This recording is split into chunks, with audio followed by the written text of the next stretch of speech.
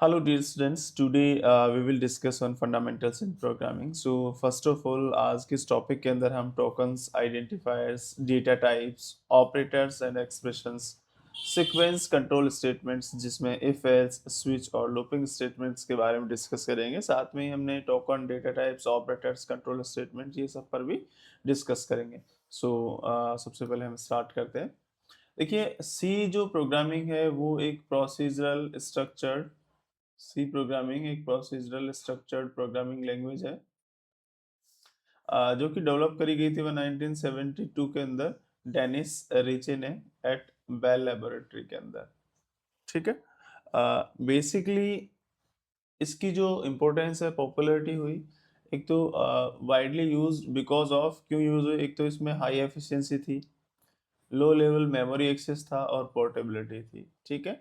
First of all मैं बताना चाहूँगा आपको कि सी जो लैंग्वेज है वो almost mother of all programming language है। मतलब जितनी भी प्रोग्रामिंग लैंग्वेज है आप एक तरीके से कह सकते हैं उन सभी प्रोग्रामिंग लैंग्वेज की ये एक तरीके से मदर है, क्योंकि ये एक रूट लैंग्वेज है। इस लैंग्वेज के सीखने के बाद आप बाकी लैंग्वेज बहुत आसानी से सीख सकते हैं, लर्न कर सकते हैं। सबसे पहली लैंग्वेज है जो कि ये बनी है। ठीक है। इससे पहले भी इसमें काफ़ी डेवलपमेंट्स आए, चेंजेस हुए, चेंजेस के बाद में फाइनली ये सी लैंग्वेज बनी। टोकन्स एंड आइडेंटिफायर्स क्या होते हैं? देखो, टोकन्स जो होते हैं वो बेसिकली टोकन्स होते हैं smallest unit of C program. ठीक है। सी प्रोग्राम का सबसे छोटा और स्मॉलेस्ट यूनिट होता है टोकन। टाइप्स ऑफ टोकन के अंदर देखिए क्या क्या होते हैं। सबसे पहले टाइप्स, एक टेबल बनाई है हमने यहाँ पे जिसमें कीवर्ड्स की अगर मैं बात करूँ तो कीवर्ड्स वो सारे रिजर्व वर्ड्स होते हैं। देर आर 32 कीवर्ड्स जो कि क्या होते हैं, रिजर्व होते हैं। वो क्या होते हैं, सारे के सारे रिजर्व वर्ड्स होते हैं, जैसे इंट, इफ, रिटर्न। ये सारे आपके ऑलरेडी कीवर्ड्स है जो कि सी की लाइब्रेरी में कहीं ना कहीं एग्जिस्ट करते हैं। इसके बाद में हम बात करते हैं आइडेंटिफायर्स। आइडेंटिफायर्स आपके क्या होते हैं, नेम ऑफ वेरिएबल, किसी पर्टिकुलर वेरिएबल का नेम हो सकता है या फिर फंक्शन का नेम हो सकता है। जैसे एक्स और टोटल एक्स किसी वेरिएबल का भी नेम हो सकता है, किसी फंक्शन का भी नेम यहाँ पे हो सकता है। उसके बाद बात करते हैं कांस्टेंट की। कांस्टेंट में आपकी वो सभी वैल्यूज होती हैं जो फिक्स्ड वैल्यूज होती है। ठीक है, जिन वैल्यूज को हमने फिक्स किया हुआ है। जैसे 10 किसी वेरिएबल के लिए हमने फिक्स कर दी तो 10 फिक्स रही। हमने पाई की वैल्यू यहाँ पे लिए, पाई का मतलब होगा, पाई की वैल्यू होती है 22/7। 22/7 फ्लोटिंग पॉइंट नंबर के अंदर यही सेम वैल्यू होती है 3.14। ठीक है, 3.14 इसकी वैल्यू होती है पाई की, तो वो वैल्यू फिक्स्ड है, वो वैल्यू चेंज नहीं हो सकती। ठीक है, तो कांस्टेंट वैल्यूज के अंदर हम इनको रखेंगे। ऑपरेटर्स है आपके, ऑपरेटर्स बेसिकली परफॉर्म करते हैं ऑपरेशंस जिसके अंदर आपके प्लस माइनस और मल्टीप्लिकेशंस के ऑपरेशंस यहाँ पर होते हैं, प्लस माइनस और मल्टीप्लिकेशन ऑपरेशंस। जैसे स्पेशल सिंबल्स की अगर मैं बात करूँ तो सिंटैक्स आपके स्पेशल सिंबल्स के अंदर आते हैं। स्पेशल कैरेक्टर्स होते हैं जैसे कॉलन, कर्ली ब्रैकेट्स और पैरेंथेसिस। जब भी आप कोई सी का प्रोग्राम बनाते हैं, जैसे आपने लिखा वॉइड मैन, मेन के बाद में आप लगाते हैं, बेसिकली आपने मेन लिखा, मेन के बाद में आप लगाते हैं पैरेंथेसिस, आफ्टर देन आप लगाते हैं कर्ली ब्रैकेट्स। ठीक है। और अगर कोई स्टेटमेंट लिखी आपने, सपोज दैट आपने स्टेटमेंट लिखा प्रिंट एफ हेलो मोहन। ठीक है, तो यहाँ पे तो आप लगाएंगे अंदर डबल कोट्स और इस स्टेटमेंट के एंड होते हैं आप लगाएंगे सेमीकोलन। ये बताता है टर्मिनेशन को कि आपने अपनी लाइन जो है प्रोग्राम की, ठीक है, वो यहाँ पे फिनिश कर दे। तो इस टर्मिनेशन को शो करने के लिए हम बेसिकली इस लाइन का यूज करते हैं, सेमीकोलन का यूज करते हैं, और बाकी डिफरेंट डिफरेंट पैरेंथेसिस जो होते हैं, सिंबल्स होते हैं, वो डिफरेंट डिफरेंट जगहों पर अपने एक स्पेसिफिक यूज के लिए, स्पेसिफिक पर्पज के लिए यूज किए जाते हैं। आइडेंटिफायर्स क्या होते हैं? देखो, आइडेंटिफायर्स बेसिकली नेम्स होते हैं जो कि आप किसी फंक्शन का नेम दे सकते हैं, किसी वेरिएबल का नेम दे सकते हैं। ठीक है, वही नेम होते हैं आइडेंटिफायर्स जो किसी वेरिएबल के लिए या फंक्शन के लिए दिया जाए। जैसे rule of identifiers must begin with underscore और लेटर। जब भी आप कोई आइडेंटिफायर बनाएंगे, जस्ट लाइक एज ए, मैं यहाँ पर एक वेरिएबल बना रहा हूँ इंट, तो वो हो सकता है या तो इस तरीके से, सबसे पहले आपने क्या लिखा है यहाँ पे अंडरस्कोर, आफ्टर देन आपने क्या लिखा है यहाँ पर अंडरस्कोर के बाद में आपने नेम लिखा है। ठीक है, वेरिएबल का नेम लिखा है, या फिर इंट राम। ठीक है, आपने यहाँ पे डेटा टाइप लिखा एंड आफ्टर डेटा टाइप आपने सीधा वेरिएबल नेम लिख दिया। कभी भी आप इसको किसी अल्फा न्यूमेरिक जैसे इंट 5 या 2 आपने लिखा और यहाँ पे लिखा राम, ये बिल्कुल गलत है, ठीक है, ये नहीं हो सकता। इस रूल का ही मीन ही यही है कि मस्ट बिगिन विथ लेटर और अंडरस्कोर, बस दो ही चीज है इसके अंदर, या तो किसी अल्फाबेट से स्टार्ट होगा या फिर अंडरस्कोर से स्टार्ट होगा आपके आइडेंटिफायर का नेम। और आइडेंटिफायर क्या होते हैं? वेरिएबल नेम, ठीक है, वेरिएबल नेम या फिर किसी फंक्शन के नेम को ही हम क्या बोलते हैं? वीएफ, ठीक है। आइडेंटिफायर किसका नेम होता है? या तो वेरिएबल का नेम या फिर आइडेंटिफायर का नेम। इसको एक कीवर्ड से आप याद रख सकते हैं। आइडेंटिफायर का नेम है जो ये किसका हो सकता है? या तो वेरिएबल का नेम या फिर फंक्शन का नेम। एक कीवर्ड बनाया यहाँ पे, शॉर्टकट बनाए IVF, ठीक है। इससे आप इसको याद रख सकते हैं। आई का मतलब आइडेंटिफायर, और आइडेंटिफायर को आप किस वर्ड से याद रखेंगे? आइडेंटिफायर किसके लिए यूज में लिया जाता है? या तो किसी वेरिएबल का नेम होगा या फिर किसी फंक्शन का नेम होगा। जब भी आपके सामने IVF वर्ड आए प्रोग्रामिंग के अंदर, इसका मतलब है आइडेंटिफायर जो है या तो किसी वेरिएबल का नेम होता है या फिर किसी फंक्शन का नेम हो सकता है। तो ऐसे आप शॉर्ट ट्रिक्स बनाकर भी इसे याद रख सकते हैं, लर्न कर सकते हैं। कांट भी ये कीवर्ड, कभी भी ये कीवर्ड नहीं होगा। जैसे मैंने int इक्वल्स टू 5 मैंने यहाँ पे लिखा, एक वेरिएबल बनाया इंटीजर के नेम, तो ये नहीं हो सकता क्योंकि ये प्री डिफाइंड कीवर्ड से, ये ऑलरेडी लाइब्रेरी में डिफाइंड है, एग्जिस्ट करता है, तो आप इनको कभी भी वेरिएबल नहीं बना सकते, ठीक है। स्पेस अलाउ नहीं होता है, स्पेस आपको नहीं देना है कभी भी, ठीक है। केस सेंसिटिव होता है, आपने अगर इस इंट की जगह आपने ये लिख दिया then it will be different, ठीक है, इट विल बी डिफरेंट, ठीक है। तो यहाँ पर ये चीज अलाउ है कि केस सेंसिटिव है, ये बेसिकली कीवर्ड है, तो ये आप नहीं यहाँ पे बना सकते हैं, इसको वेरिएबल आप नहीं बना सकते हैं, ठीक है। जैसे एग्जांपल इंट टोटल मार्क्स, यहाँ पर इन्होंने अंडरस्कोर यूज करा है, पहले अल्फाबेट्स देन अंडरस्कोर, बाद में वापस से अल्फाबेट्स यूज करें, तो ये एक वैलिड वेरिएबल नेम है, फंक्शन नेम है, ये अभी करंटली ये वेरिएबल का नेम है। इंट 1 वैल्यू, इसका मतलब ये वैलिड नहीं है क्योंकि कभी भी यहाँ पर नंबर्स नहीं आ सकते वेरिएबल से पहले, या तो लेटर आएगा या फिर अंडरस्कोर आएगा। अगर उनके अलावा कुछ भी यहाँ पे आपको मिलता है देन इट्स मीन ये इनवैलिड आपका इनवैलिड वेरिएबल नेम है, इनवैलिड फंक्शन नेम है। तो ये आपको हमेशा ध्यान रखना है, हमेशा स्टार्ट होगा लेटर से या फिर अंडरस्कोर से जब भी आप वेरिएबल बनाएंगे। आइडेंटिफायर जब भी आपको बनाना है, आइडेंटिफायर मतलब या तो किसी वेरिएबल को आप नेम दे रहे हैं या फिर किसी फंक्शन को आप नाम दे रहे हैं, दो ही यहाँ पे नेम होंगे स्पेसिफिकली, आइडेंटिफाई किसी वेरिएबल का नेम या फिर किसी फंक्शन का नेम। आफ्टर देन आगे चलिए, डेटा टाइप्स की मैं बात करूं तो टाइप्स ऑफ डेटा स्टोर्ड, ये बेसिकली हमें ये स्पेसिफाई करता है ये किस टाइप का डेटा स्टोर कर रहा है, ठीक है। उसके बाद में मेमोरी का साइज, मेमोरी का साइज क्या है यहाँ पर वो आपको स्पेसिफाई करेगा। एंड अलाउड ऑपरेशंस, और ऑपरेशंस अलाउ करेगा कि किस तरीके की ऑपरेशंस यहाँ पे परफॉर्म करने हैं। टाइप्स ऑफ डेटा की अगर मैं बात करूं तो प्रिमिटिव और नॉन प्रिमिटिव दो तरीके के डेटा होते हैं। प्रिमिटिव वो डेटा होते हैं जो ऑलरेडी पहले से डिफाइंड है, ठीक है, प्री डिफाइंड, ठीक है, प्री डिफाइंड सारे डेटा टाइप्स आपके प्रिमिटिव डेटा टाइप्स होते हैं। जैसे इंट, इंट से आपका इंटीजर टाइप डेटा होगा, जैसे कि एग्जांपल में यहाँ पे आपने 10 लिया है, फ्लोटिंग पॉइंट इसमें नंबर नहीं होगा, यहाँ पर एक नंबर होगा, ठीक है, विदाउट डेसिमल के नंबर होगा, इसको हम बोलते हैं इंटीजर नंबर।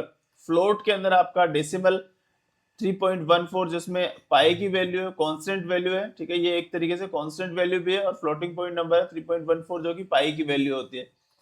कैर के अंदर आपका कैरेक्टर टाइप आएगा, जो कि कैरेक्टर यहाँ पे आपने ए कैरेक्टर एक लिया है, जब भी आप कैरेक्टर को डिनोट करते हैं तो सिंगल कोट्स के साथ उसको आप लिखते हैं। डबल में आप डबल प्रिसिजन यूज करते हैं, जैसे 3.14159 ये आप बेसिकली इसमें यूज करते हैं। आफ्टर देन हम आगे चलते हैं, डेटा टाइप्स इन सी में बेसिकली हमने पहले प्रिमिटिव डेटा टाइप्स देखे, अब हम देख रहे हैं ड्राइव डेटा टाइप्स। ड्राइव जो डेटा टाइप्स होते हैं उसमें आपका एरे और पॉइंटर होता है। एरे बेसिकली इसका सिंटेक्स यहाँ पे लिखा हुआ है, डिक्लेरेशन किस तरीके से हम करते हैं, तो पहले सबसे पहले हमारा डेटा टाइप आएगा, आफ्टर देन हम एरे का नेम लिखेंगे और ब्लॉक की साइज क्या है वो यहाँ पर हम स्पेसिफिकली मेंशन करेंगे। आफ्टर देन नेक्स्ट एग्जांपल में देखिए यहाँ पर इंटीजर डेटा टाइप हमने यहाँ पे मेंशन करा, आफ्टर देन एरे, का यहाँ पे जो साइज है वो पर्टिकुलर साइज हमने यहाँ पे मेंशन करना। और इनिशियलाइजेशन के अंदर बेसिकली हमने इनिशियलाइज करा यहाँ पर इंटीजर आफ्टर एरे की साइज हमने इनिशियलाइज करी इक्वल्स टू, और जो करली आपके ब्रैकेट्स है, करली ब्रैकेट्स के अंदर हमने स्पेसिफिकली यहाँ पर इस एरे को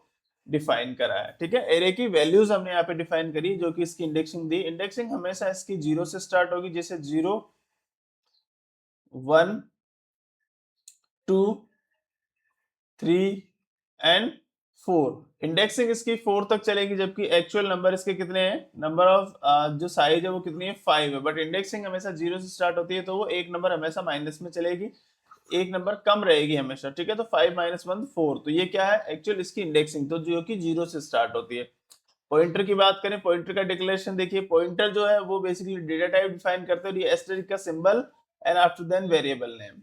ठीक है, एग्जांपल, ये एग्जांपल यहाँ पे डिनोट करा गया। एक्सेस कैसे करते हैं इसको, तो एक्सेसिंग देखिए इसकी इंट a = 10 एक वेरिएबल है, इसको अपने पॉइंटर बनाया, इंट ptr n% है, इसकी वैल्यू को आपने यहाँ पे रखा है। ठीक है, उसके बाद बात करते हैं यूजर डिफाइंड। यूजर डिफाइंड में आपके स्ट्रक्चर, यूनियन और एनुमरेशंस आते हैं। जैसे एग्जांपल लिखा है, int a = 5, float b = 2.5, character c = a, एक यहाँ पे आपने कैरेक्टर लिखा है। एंड नेक्स्ट ऑपरेटर्स आपके होते हैं। ऑपरेटर्स और एक्सप्रेशंस में देखिए, ऑपरेटर्स बेसिकली वो सिंबल्स होते हैं जो कि आपके कोई ना कोई ऑपरेशंस को पर्टिकुलरली परफॉर्म करते हैं। सिंबल्स बेसिकली वो ऑपरेशंस सिंबल्स होते हैं जो कि कोई ना कोई ऑपरेशन आपके यहाँ पे परफॉर्म करते हैं। ठीक है, टाइप्स ऑफ ऑपरेटर में आपके अर्थमेटिक हो गया, रिलेशनल हो गया, लॉजिकल हो गया, असाइनमेंट हो गया और अर्नरी ऑपरेटर हो गया। अर्नरी अर्थमेटिक में आपके basically plus minus, multiplication, slash, divide है ना। रिलेशनल में आपके greater than, less than, equals to.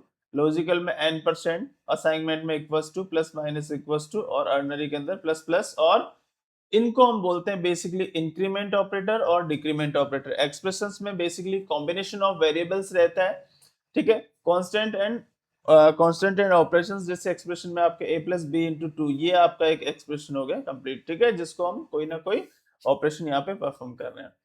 Sequence control में बेसिकली आपके कंट्रोल फ्लो एग्जीक्यूशन होता है, जिसमें आप कौन सा सीक्वेंस उसका कंट्रोल करना चाहते हैं। तो यहाँ पे सबसे पहले हमने इफ स्टेटमेंट देखा। इफ स्टेटमेंट के अंदर आपने सबसे पहले कंडीशन लगाया a > 18। अगर a जो है 18 से बड़ा है, देन स्टेटमेंट के अंदर वो क्या कर सकता है, यहाँ पे आप स्टेटमेंट लिखेंगे। ठीक है, इट्स मीन अगर 18 से बड़ा है a, देन वो वोट कर सकता है। It's mean a > b, a b से बड़ा है, देन a यहाँ पे ग्रेटर, आपको आउटपुट यहाँ पे मिलेगा उससे। ठीक है, तो ये एक तरीके से कंट्रोल कर रहा है स्टेटमेंट को, फ्लो को, कि आप क्या वहां पर ऑपरेशन परफॉर्म कर रहे हैं। आफ्टर देन आगे चलिए, सीक्वेंस कंट्रोल के अंदर इसका बी पार्ट है। बी पार्ट में एल्स इफ है, इफ एल्स है। इफ एल्स में बेसिकली सबसे पहले कंडीशन, अगर कंडीशन ट्रू है तो आपकी ट्रू कंडीशन चलेगी। जैसे a > b आपने यहाँ पे कंडीशन लगाई। ठीक है, तो सबसे पहले अगर ये कंडीशन सही है तो ये वाला स्टेटमेंट चलेगा, अदरवाइज एल्स स्टेटमेंट यहाँ पे चलेगा। क्यों? क्योंकि आपका स्टेटमेंट फॉल्स है। ये हमेशा ट्रू स्टेटमेंट होता है और ये फॉल्स स्टेटमेंट होता है। अगर सही है तो ये स्टेटमेंट चलेगा, ये ब्लॉक चलेगा, अगर फॉल्स है तो ये वाला ब्लॉक यहाँ पे आपका चलेगा। ऐसे एग्जांपल में a > b, अगर a ग्रेटर है तो ये वाला स्टेटमेंट प्रिंट हो जाएगा, अगर नहीं है देन b इज ग्रेटर। ठीक है, अगर a ग्रेटर नहीं है तो जाहिर सी बात है b ग्रेटर होगा, तो यहाँ पे हमने ये स्टेटमेंट प्रिंट करवा दिया कि b ग्रेटर है। अगर a सही है तो a ग्रेटर होगा। एंड सीक्वेंस कंट्रोल में बेसिकली स्विच स्टेटमेंट्स भी आपके आते हैं। यहाँ पर पहले आपका इफ स्टेटमेंट था, फिर if else statement, after then switch statement. Basically जब आपको मल्टीपल कंडीशंस, एक या एक से ज्यादा स्टेटमेंट्स होते हैं आपके पास, then you will use switch statement. जब आप स्विच स्टेटमेंट यूज करेंगे, स्विच वैल्यू, यहाँ पर आप वैल्यू इनपुट करेंगे। आफ्टर देन केस 1 में आपने प्रिंट करवा दिया, अगर मैच करता है तो केस 2, जो भी वैल्यू आपकी मैच करती है तो केस 2 आपका प्रिंट हो जाएगा। एंड लास्ट में होता है डिफॉल्ट वैल्यू, अगर उनमें से कोई सी भी वैल्यू मैच नहीं करती। ये स्टेटमेंट्स केस 1 केस 2 ये इनफाइनाइट तक आप बना सकते हैं, 1 2 3 4 5 6 7 8, बट इतना नहीं बनता है। 8 9 10 इतना ही बनता है मोस्ट ऑफ द टाइम्स। जो भी स्टेटमेंट्स आप बनाते हो उससे ज्यादा भी आप बना सकते हो अगर रिक्वायर्ड है तो। ठीक है, अकॉर्डिंग सिचुएशन आप ज्यादा भी स्टेटमेंट्स यहाँ पे इसके अंदर केसेस बना सकते हैं।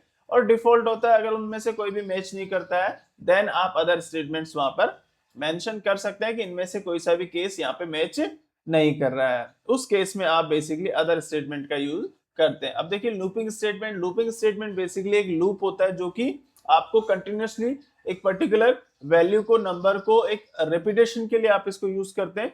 Loop basically use to repeat a block of code. जब एक ब्लॉक ऑफ कोड को आपको रिपीट करना होता है देन आप क्या करते हैं, लूप यूज करते हैं। टाइप्स ऑफ लूप में बेसिकली ए फॉर लूप है। फॉर लूप में क्या है, आई की वैल्यू 0 रखिए, आई की वैल्यू जो है वो लेस देन 5। जब भी आई की वैल्यू 5 से कम रहेगी तब तक वो लूप चलेगा। आई प्लस प्लस से इंक्रीज कर दिया, आई की वैल्यू सबसे पहले 0 है, मैच करेगा, नहीं है, देन प्रिंट कर देगा एंड आफ्टर देन 1 से इंक्रीज करेगा। इंक्रीज करने के बाद वापस से चेक करेगा, ठीक है, चेक करेगा, छोटी है, ठीक है, इसको प्रिंट कर देगा, फिर से 1 से इंक्रीज करेगा, फिर से इसको चेक करेगा, अगर छोटी है देन प्रिंट कर दे। इस तरीके से ये कंडीशन आपका स्टेटमेंट जो है वो कंटिन्यूअसली रिपीट होता रहेगा।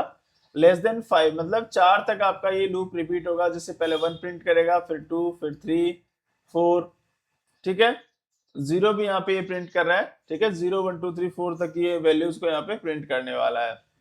When numbers of iteration is known, जब आपको numbers of iteration पता हो तब आप इसको यूज करते हैं। अगर आपको पता ही नहीं हो कि कहां तक चलाना है, जैसे यहाँ पे लिखा है लेस देन 5, यहाँ तक इसको चलाना था, अगर आपको नंबर पता है देन आप उसका मेंशन कर सकते हैं कि कहां तक इस नंबर को आपको रिपीट करना है। नंबर ही पता नहीं है तो कैसे आप रिपीट करेंगे, तो ये केस भी आपके सामने यहाँ पर एक ट्रू केस है। उसके बाद में आता है while loop. While loop basically,